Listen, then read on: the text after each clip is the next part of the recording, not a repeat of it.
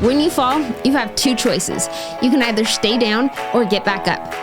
Unfortunately, sometimes you don't always know how to get back up.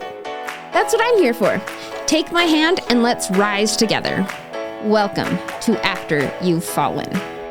Today, let's talk about forgiveness.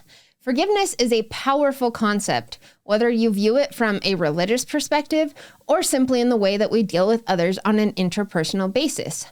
It is a way that we can free ourselves from the impact of something that someone might do or say which hurts us or influences us negatively. Forgiveness is something that we should seek from others immediately when our actions have impacted them, whether intentionally or unintentionally, but it is also something that we should immediately grant to someone who has impacted us, whether they have asked for it or not. Because the truth is, either way, forgiveness benefits us and often has little or no effect on the other person. Forgiveness is one of the biggest strengths a person can have, but it is not a one-time event that makes everything become happily ever after. It is something that we may have to do every single day. And despite the fact that we are the primary beneficiary, it is hard. So today, I would like to shed a little light on the subject. It is also important for you to know that in no way have I always understood these things. This has been a long, hard journey, and I have taken more than a few beatings. Now, this may sound like a stupid question, but why is forgiveness so hard? It's a very difficult process because it goes against our natural instincts. Naturally, we want to hold on to the grudge, remember the pain, protect ourselves from getting hurt again, punish the other person, and hold their justice equivalent to our own grief. But when you really think about it, does it bother them even a tiny bit that you think about them often or that you hold on to the pain they caused? Is their residence inside of your head hurting them, or is it hurting you? Besides, if you want the best kind of revenge, forgiveness is it. To forgive someone is to let go of the pain that they caused you and take control of your own life and emotions again. But where is the justice in that? Well, as Carrie Underwood says, let Jesus take the wheel. But I get it. There's that one ex-boyfriend who just destroyed your life. There's that old boss who ruined your career. Or maybe it's even anger towards yourself that is holding you back. So, let me give you a number of additional reasons why forgiveness is the best way out. Practicing forgiveness can have powerful health benefits. Observational studies and even some randomized trials suggest that forgiveness is associated with lower levels of depression, anxiety and hostility, reduced substance abuse, higher self-esteem, better relationships, improved mental health, and greater life satisfaction. The Stanford Forgiveness Project has shown that learning to forgive reduces the amount of hurt, anger, stress, and depression that people experience. People who forgive also become more hopeful, optimistic, and compassionate, and have enhanced conflict resolution skills. When you forgive, those nagging negative thoughts will go away, and research shows you'll also likely experience less fear and anger, not to mention improved sleep, less physical pain, and better cardiac function. There have also been studies that compare people who forgive versus people who take revenge. Each study revealed that, compared with revenge, forgiveness was more effective at rehumanizing oneself. In fact, forgiveness produced feelings of humanness that nearly exceeded levels experienced by non-victimized participants. So, even though I'm not done, let's provide a quick recap of the benefits of forgiveness. Lower depression, less anxiety, less hostility, less emotional hurt, less anger, less stress, less nagging and negative thoughts, less physical pain, reduced substance abuse, higher self-esteem, better relationships, improved mental health, greater life satisfaction, more hopeful, more optimistic, more compassionate, enhanced conflict resolution skills, improved sleep, better cardiac function, and it makes you feel more human. Almost more so than someone who wasn't hurt in the first place. So that's 20 reasons, but can I give you a few more? The only thing that you can control is yourself. You don't have the power to make anyone pay or make them apologize or anything. So, if your peace and happiness is contingent upon their realizing how much they have hurt you, or on whether they suffer as much as you have, you will wait a long time for that peace and happiness. You will likely never attain it. But you do have the power to forgive. Believe me, the more you do it, the more liberating it feels. It removes the anger and malice from your heart, and you literally feel lighter and freer. You can finally begin to heal and move forward with your life. You are no longer giving someone else authority or power over your heart and mind. In fact, you can have peace of mind and joy in your heart. Forgiveness may require a shift in our mindset. For example, it is important to remember that virtually everyone is doing the very best they can in their own circumstances. As my dad says, virtually no one wakes up in the morning and decides to be a jerk today. Everyone makes mistakes. Knowing how imperfect we are, surely we can extend healing forgiveness to others. People grow and develop the same way that you grow and develop, which means that they can change, just like you are trying to change. Just like your change is dependent on you, their change is dependent on them. You can't dictate how or when their change occurs, no matter how much you hold on to that pain. Another significant change in our mindset is to get away from the idea of being a victim. Holding on to an offense or hurt promotes a feeling of victimhood. Believe it or not, bad things happen to every person. It is up to you whether or not you choose to become a victim or a victor. A key element of being a victim is the belief that the only way out is that something external needs to change. So, in essence, you are giving up control of yourself and waiting for healing to come from a source that you have no control nor influence over.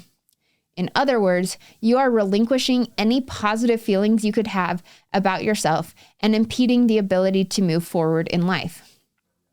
You don't need to wait for an apology to move on with your life. When we practice forgiveness, we let go of the victimhood mentality.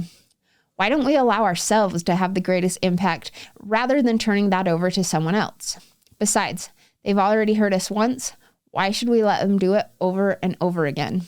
Because this part is still so raw and so deep, I've asked my dad to help me out with this part.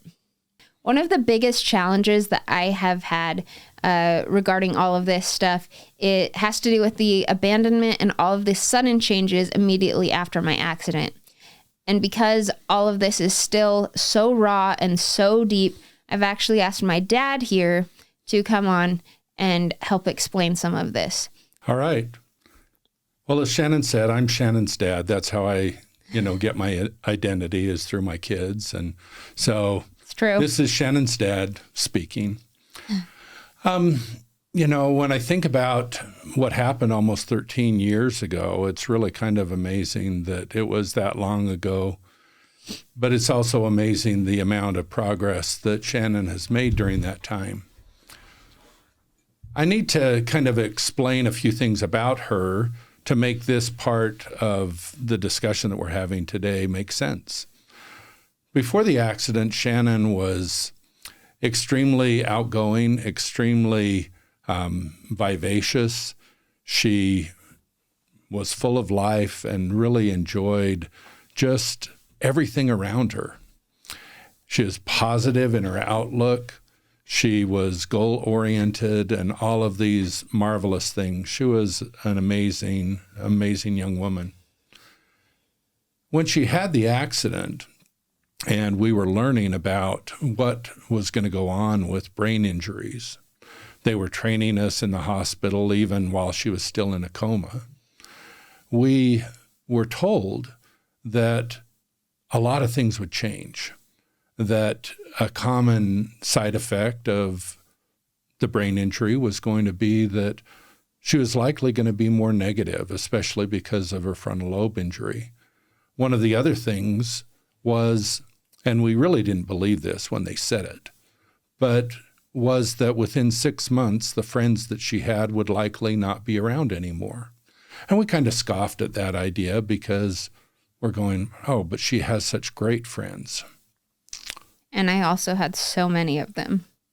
She had a wide circle of friends, as she was just saying. And we thought, oh, they have always been so close and so tight.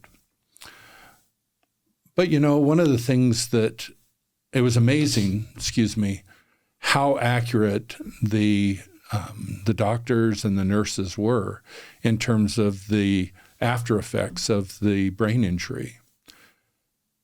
Shannon was a lot more negative. She was not sure what had gone on. She didn't like the way that she was treated by us and by others. She felt like we were always picking on her. I truly had no idea that anything had happened, anything had changed in my brain or in my body or anything like that. Yeah, she used to get really mad when I wouldn't let her go rollerblading because she was sure that she had all of those skills that she had had before, even though she couldn't walk without wobbling. But somehow none of that computed for her. Although I might just add that I do better rollerblading, like as far as balance, I do better on wheels than I do on my own 2 feet. And that's true as well. So one of the things that ended up happening, and we don't know exactly why, whether it was the much more negative attitude that she had, the idea that she really was just learning how to cope with a situation that she didn't want, that she didn't expect, that seemed often unfair. But for whatever reasons, slowly the friends that she had kind of migrated away. And this created a real struggle with abandonment for her, where she felt like there was loneliness. And that has kind of persisted to this day. And it becomes something that is a significant challenge for her when it comes to forgiveness, like we've been talking about today. First of all, I also want to mention that the more negative aspect was not like my fault or my intention or whatever. It's like my dad was saying that an injury to the frontal lobe can very much so change just kind of your outlook on life, as well as just all of the brain inflammation and just a number of different things that actually was a legitimate, literal change in the brain and in the personality and everything. Second, I wanted to mention that it's not a feeling of loneliness. It is very, very often extreme lonely. And, I am oftentimes totally by myself and alone. And all of the friends did not help, especially having it be in high school when friends seem to be all that matter to you. Yeah, and that reminds me of one other thing that the doctors had told us. They had said that, Shannon was 16 at the time of her accident, and the doctors had indicated that that is both the best time and the worst time for an accident like this or brain injury to occur. The best time because, the body is resilient and it can heal well. The worst time is because there are so many things of a social and personal interactive basis that become so difficult to deal with and so difficult to address in terms of development and healing. Yeah, I would argue that the best time would be much, much, much, much, much younger, and that at 16, it was only the worst time. Well, as you can see, we don't always agree on everything that we talk about, but that's kind of the way that it goes. Yep. But so we did see that those things happened, and I'm not really going to dwell on the whole issue of abandonment right now, but just to say that it was real, that it was something that occurred, not saying that it was always intended. It might have been. I think a lot of people just didn't know how to deal with someone who was so different than they were prior to the accident. She wasn't this fun-loving, joyful, full of happiness kind of individual. She was depressed. She was angry. She was negative. She was combative in many respects. Once again, because of the brain, not because I decided to be. And that's probably a good thing to mention, is that a lot of times people will view these things and say, oh, this is a behavioral issue. But there are structural things that the medical profession will, make sure that you understand, that there are structural changes that cause these kinds of conditions to exist. It's not necessarily a choice that someone is just going to make because they want to be obstinate, they want to be negative, they want to be angry. But then pulling all of this back around to the topic of forgiveness, this is a challenge that Shannon has. She wants to forgive. She has forgiven. But as she said before, it's not a one-time event. It's something that has to occur over and over and over again. It's something that's a challenge that she faces. She wants to reach out to those that were such good friends prior to the accident. And sometimes it's just difficult because of so much baggage that's there. Baggage that they might not even be aware of, but baggage that is part of the trauma that she experienced after the accident. And so this idea of forgiveness is something that is freeing to her, but it's something that keeps coming back. There are events that occur. People might respond to a blog post or something like that she's made, and it brings back all of these feelings of abandonment. One of the other things that happens on a day-to-day basis, maybe not a day-to-day basis, but a continual basis, is the normal events of life cause people to come in and out of our lives.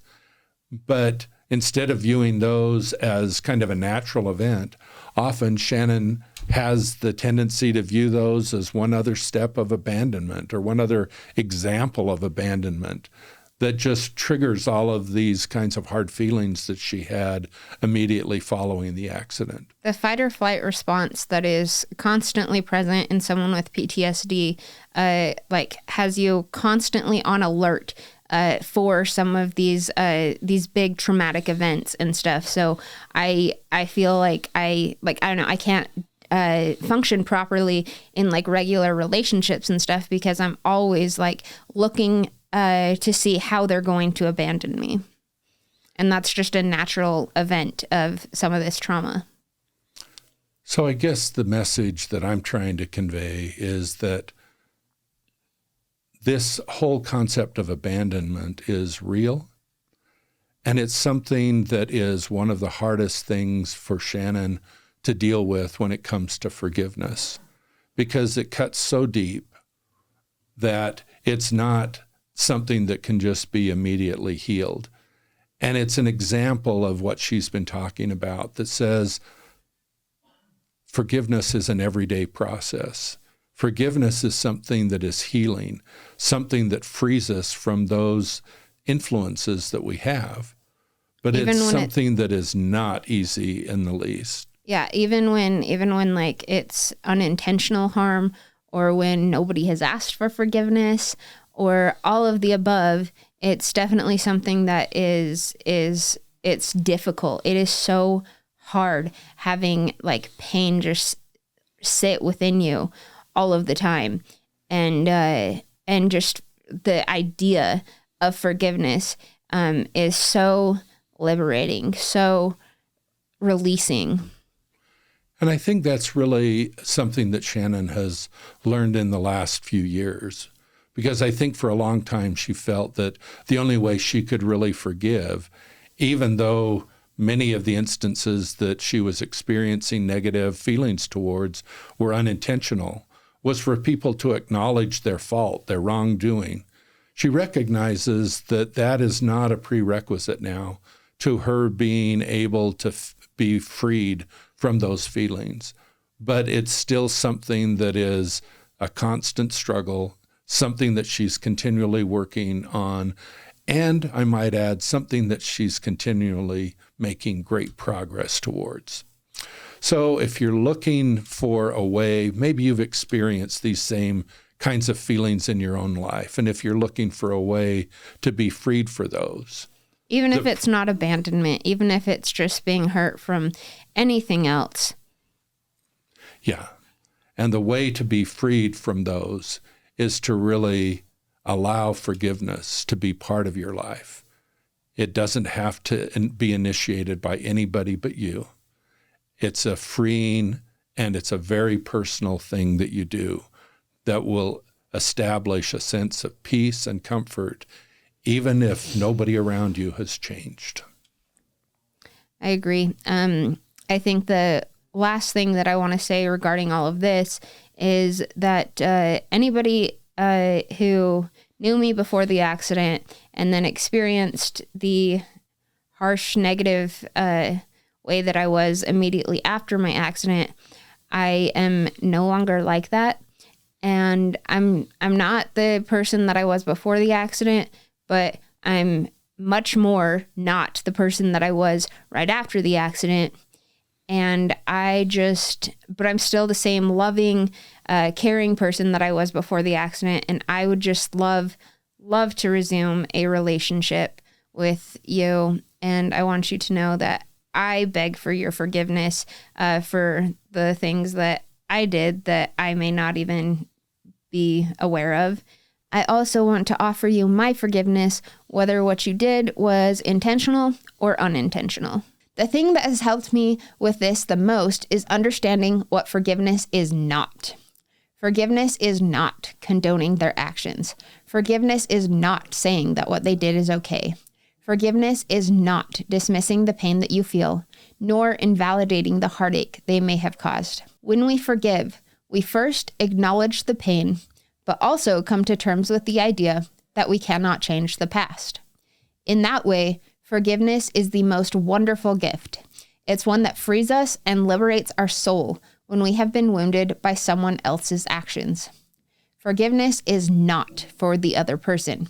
In fact, in most cases, it actually has absolutely zero effect on them, but has 100% effect on you. I have found that forgiveness allows me to move forward, not necessarily move on, but move forward. Now, all of that is good and wonderful in relationships with others, but the most important person to forgive, and my personal biggest challenge, is to forgive yourself. I don't know about you, but when I hear someone say something about forgiving themselves, I think of some big event, like a drunk driver killing someone and having to learn to forgive himself for the harm he caused. But it's important to forgive oneself on a daily basis for the small things, the goals we fail to attain, the expectations that we cannot meet, or the unrealized dreams, hopes, and desires. We are our own worst critics. Yet, it's not something we were inherently born with. As Brian Regan puts it, we go from, look, I did it all by myself, to all by myself. Something strange happens between those two stages in life. Regardless, sometimes the hardest forgiveness of all is to forgive yourself. As I was learning more about the power of music for an upcoming episode, I came across a quote that makes a lot of sense here. At every moment, neurons whisper, shout, sputter, and sing, filling the brain with a dizzying cacophony of voices, yet many of those voices don't seem to be saying anything meaningful at all. They register as habitual echoes of noise, not signal, as static, not discourse. These noises inside of our head are often the negative voices that tell us that we are not good enough, pretty enough, talented enough, etc. After trauma to the brain gets rewired, and those voices are essentially always negative. For me personally, I struggle every day with feeling like I'm not doing enough, trying enough, or working hard enough. It adds an extra level of difficulty when my injury is so invisible, at times even to myself. But just because it's invisible doesn't mean it's not there and it's not real. Quite the contrary. Unfortunately, it also means that I have to constantly forgive myself for not meeting my own lofty expectations. I have to cut myself some slack and allow myself to breathe. This is hard, especially as part of me still refuses to believe that I'm different from anybody else. I want to set goals the way anyone else would. I want to believe that I can do more. I have every desire to be more of a normal human being. Maybe you have similar feelings. I can tell you that one of my greatest challenges is to take into account the changes in my abilities as I set goals and expectations. I have a tendency to refuse to consider my limitations when I develop plans and goals, only to be faced with those limitations when I get to the implementation part of those plans. That creates a lot of self-criticism and grief. I am trying to be kinder to myself and more forgiving, but this is very difficult.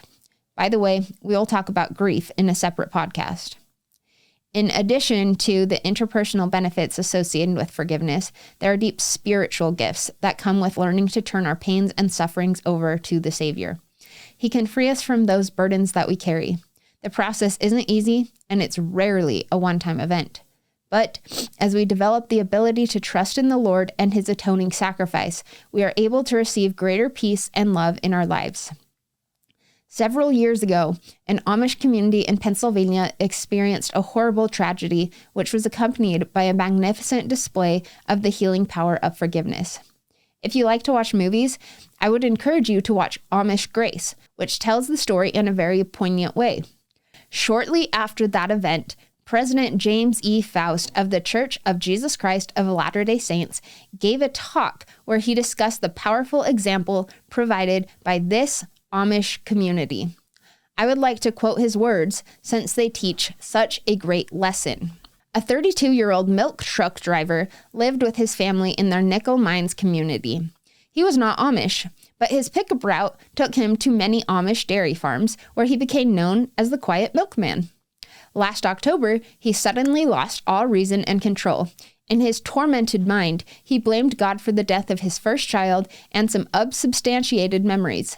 He stormed into the Amish school without any provocation, released the boys and adults, and tied up the 10 girls. He shot the girls, killing 5 and wounding 5. Then he took his own life. This shocking violence caused great anguish among the Amish, but no anger. There was hurt, but no hate. Their forgiveness was immediate.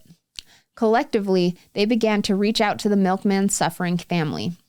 As the milkman's family gathered in his home the day after the shootings, an Amish neighbor came over, wrapped his arms around the father of the dead gunman, and said, "We will forgive you."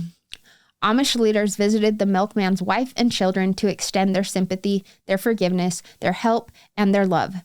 About half of the mourners at the milkman's funeral were Amish. In turn, the Amish invited the milkman's family to attend the funeral services of the girls who had been killed. A remarkable peace settled on the Amish as their faith sustained them during this crisis. One local resident very eloquently summed up the aftermath of this tragedy when he said, "We were all speaking the same language, and not just English, but a language of caring, a language of community, and a language of service. And yes, a language of forgiveness." It was an amazing outpouring of their complete faith in the Lord's teachings in the Sermon on the Mount. Do good to them that hate you, and pray for them which despitefully use you. The family of the milkman who killed the 5 girls released the following statement to the public. To our Amish friends, neighbors, and local community, our family wants each of you to know that we are overwhelmed by the forgiveness, grace, and mercy that you've extended to us. Your love for our family has helped to provide the healing we so desperately need. The prayers, flowers, cards, and gifts you've given have touched our hearts in a way no words can describe. Your compassion has reached beyond our family, beyond our community, and is changing our world. And for this, we sincerely thank you. Please know that our hearts have been broken by all that has happened. We are filled with sorrow for all of our Amish neighbors whom we have loved and continue to love. We know that there are many hard days ahead for all of the families who lost loved ones, and so we will continue to put our hope and trust in the God of all comfort as we seek to rebuild our lives. Now, admittedly, this is an extreme example, but that healing power of forgiveness can be achieved in the challenges and hardships that we each face, both large and small. Forgiveness frees us from the pain of hate, bitterness, and vindictiveness, and allows those feelings to be replaced with contentment, peace, and love. Keep in mind that forgiveness is more of an attitude than an event. This means that bitter feelings may return, but as we demonstrate an attitude of forgiveness, that feeling of peace can come over and over again. Thanks for listening. Be sure to hit the notifications button wherever you get your podcasts. Feel free to check out my blog, shannonblackham.blogspot.com, for information on brain injuries or my continued progress. Visit the After You've Fallen YouTube page to leave any comments or questions, or email them to afteryou'vefallen@gmail.com. Please like and subscribe to the channel. Again, be sure to hit the notifications icon to know when a new episode comes out. Check out the official Instagram to see when new episodes are coming. You can also find my personal YouTube, Facebook, Instagram, Spotify, etc., especially to check out some of my amazing music. Thank you for listening, and I will see you next time.